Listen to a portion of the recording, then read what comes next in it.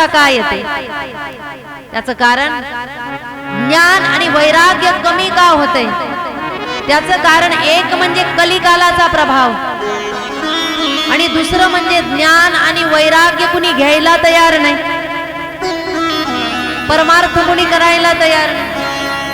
आपण असं म्हणणार की पूर्वी फार कमी गर्दी असायची कथा कीर्तनामध्ये, आता फार गर्दी असते कथा कीर्तनामध्ये तीर्थावर.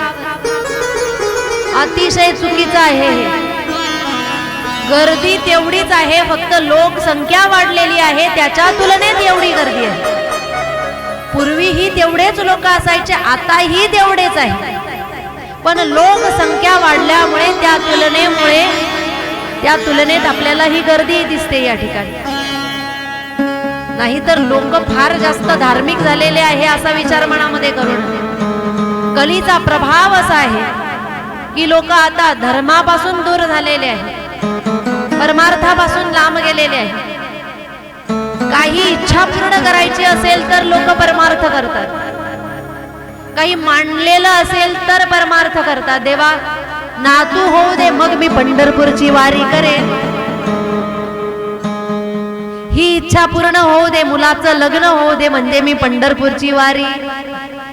कारण आता सगळ्यात मोठा हा प्रश्न आहे.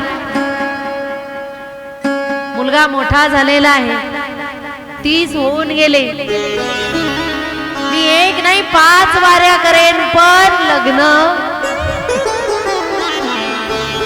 म्हणजे इच्छित कार्य करण्यासाठी आपण परमार्थ करतो.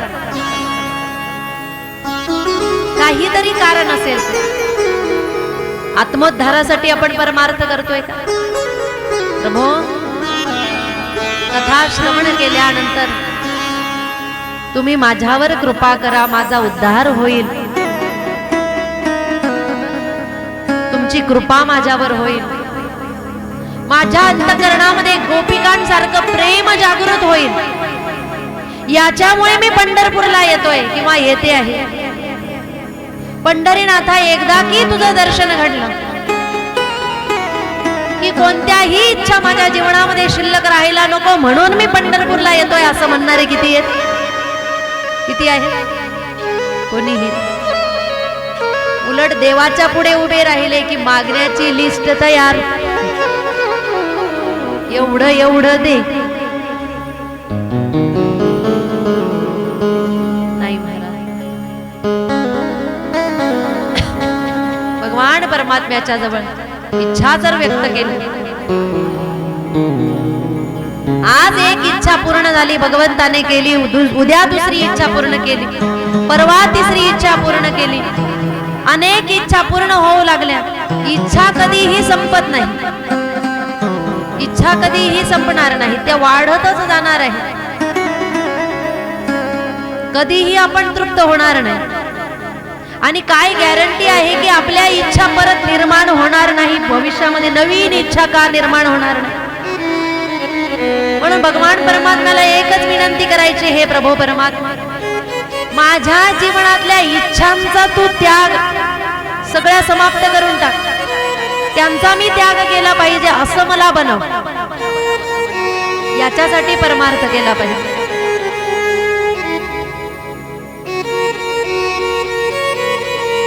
ज्ञान आणि वैराग्य का निर्माण होत नाहीये तुमच्या आमच्या अंतःकरणामध्ये? त्याचं कारण आपण खरी भक्ती, खरा परमार्थ करत नाही. जर कुणाला ज्ञान प्राप्त झालं तर ज्ञानाबरोबर अभिमान येतो. कुणी जर काही त्याग जरी केला तर त्या त्यागाबरोबर म्हणजे त्या वैराग्याबरोबर सुद्धा अभिमान लगेच येतो की बघा माझ्याकडे एवढं सगळं असताना सुद्धा मी सगळं देऊन टाकलं. म्हणजे त्यागाबरोबर सुद्धा अभिमान त्या ठिकाणी येत असतो.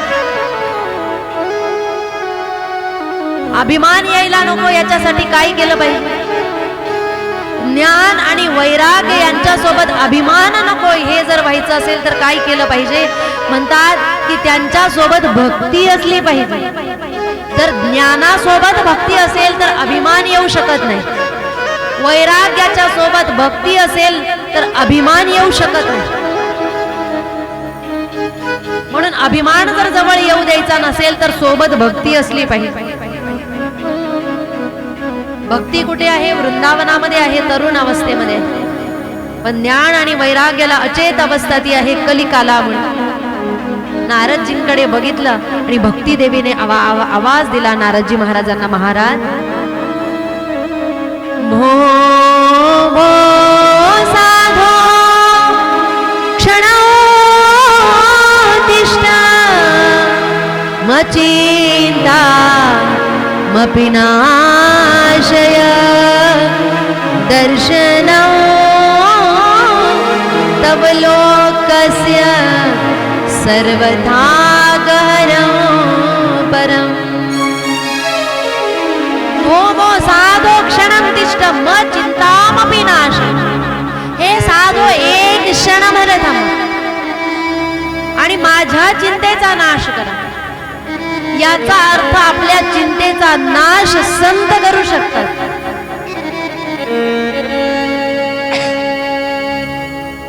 स्वतःच दुःख भक्तीने सांगितलं नारदजी. बघा महाराज, मी तरुण, माझे मुलं वृद्धावस्थेमध्ये, काय केलं पाहिजे मी? नारदजी म्हणतात, अंतःकरणामध्ये ज्ञान आणि वैराग्याला जर तरुण बनवायचं असेल तर त्याच्यासाठी उपाय कोणता असेल तर ग्रंथ वाचन झालं पाहिजे, नामस्मरण झालं पाहिजे, तीर्थस्थानांवर कधीतरी गेलं पाहिजे. आपण पंढरपुरामध्ये आलेलो आहोत का? घरामध्ये सगळ्या सुख सुविधा आहेत, आपल्याला जसं पाहिजे तसं भोजन घरामध्ये मिळतंय. या ठिकाणी गादी सुद्धा नाही, पण आपण का आलो पंढरपुरामध्ये? कारण कधीतरी आपण सोडणं शिकलं पाहिजे. सोडणं ज्यावेळेस मनुष्य शिकेल त्यावेळेस अंतिम टप्प्यामध्ये हे जग सोडताना आपल्याला दुःख होणार नाही. म्हणून आपल्याला तीर्थस्थानांवर घर सोडून जायचं.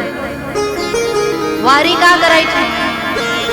पंढरपूरची वारी आपण करतो का करायची? पंढरपूरची वारी, वारीला येत असताना थोड्या हाल अपेष्टा होतात. पंढरपूरला आल्यानंतर कळस दिसला की आनंद होतो. परंतु बाकीचे दिवस चालत असताना कधी पाऊस, कधी थंडी, कधी रावट्यांमध्ये लाईट नाही, कधी जेवण आपल्याला जसं पाहिजे तसं, घरी आपल्याला जसं पाहिजे तसं खारट, तिखट, फिकं सगळं बनवता येत.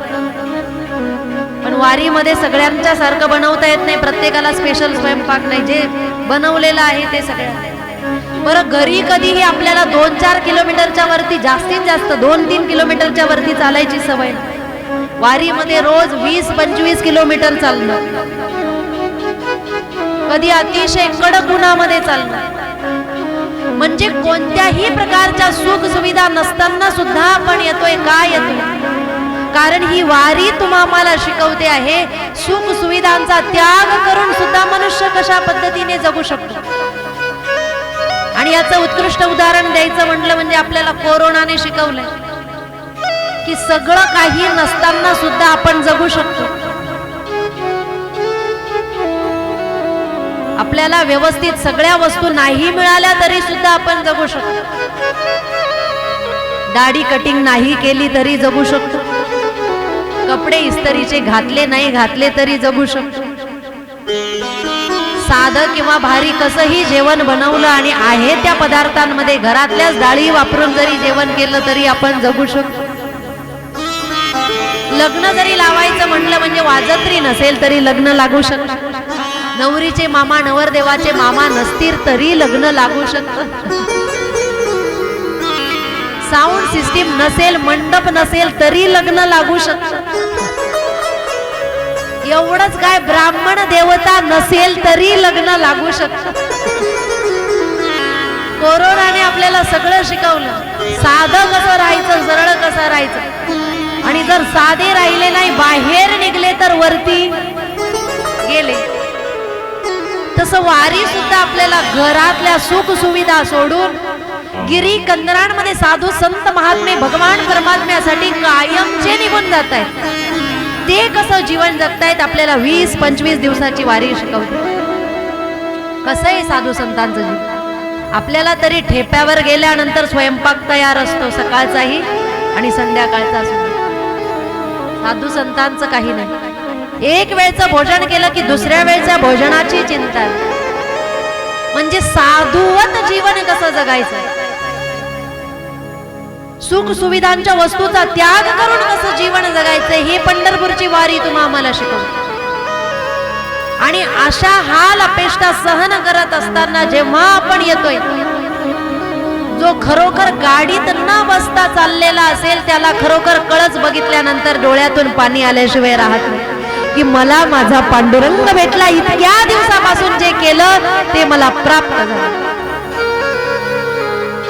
भलेच मूर्तीचं दर्शन जरी नसेल घडलं पांडुरंगाचे, कळस जरी दिसला तरी सुद्धा अश्रू बाहेर आल्याशिवाय राहत नाही की याचसाठी केला होता अट्टहास. आणि तो दिवस एकादशीच्या दिवसापर्यंत या पंढरपुरापर्यंत जीवात्मा पोहोचतो. म्हणून ज्ञान आणि वैराग्य यांच्या सोबत भक्ती जी आहे ती असली पाहिजे. पण त्यागाची भूमिका नसल्यामुळे, वैराग्याची भूमिका आपल्या अंतःकरणामध्ये नसल्यामुळे आपल्या अंतःकरणामधलं ज्ञान आणि वैराग्य हे वृद्धावस्थेमध्ये गेलेलं आहे. त्याच्यासाठी तीर्थयात्रा महत्वाच्या आहे, त्याच्यासाठी संतभेट महत्वाची आहे, त्याच्यासाठी सत्संग महत्वाचा आहे. जोपर्यंत सत्संग जीवनामध्ये चालत नाही, रोज थोडा का असेना सत्संग झाला पाहिजे. जर ही धारा थोडी जरी खंडित झाली तरी जीवात्म्याचं मन भगवंतापासून वेगळं झाल्याशिवाय राहत नाही. बघा तुम्ही, रोज थोडा थोडा जरी सत्संग श्रवण केला आणि मधले 5 दिवस जरी तुम्ही सत्संग श्रवण केला तरी सुद्धा देवाचं आणि आपलं फार मोठं लांब आपण जात असतो आणि आपल्याला त्याची जाणीव होते की आपल्याला देवाची आठवणही आली नाही, देवाचं नावही आपल्या मुखामध्ये आलं नाही. याचं कारण काय आहे? ही धारा कुठेतरी खंडली. म्हणून या अखंड धारा चालू राहण्यासाठी सत्संग झाला पाहिजे.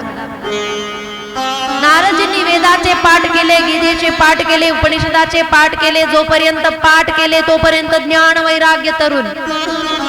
वाचन बंद केलं की ज्ञान वैराग्य पुन्हा वृद्धावस्थेमध्ये. याचा अर्थ जोपर्यंत तीर्थात आहे तोपर्यंत आपण फुल परमार्थामध्ये, बॅटरी फुल चार्जिंग. एकही क्षण वेळ व्यर्थ वाया घालवणार. एकदा की घरी गेले की जैसे थे.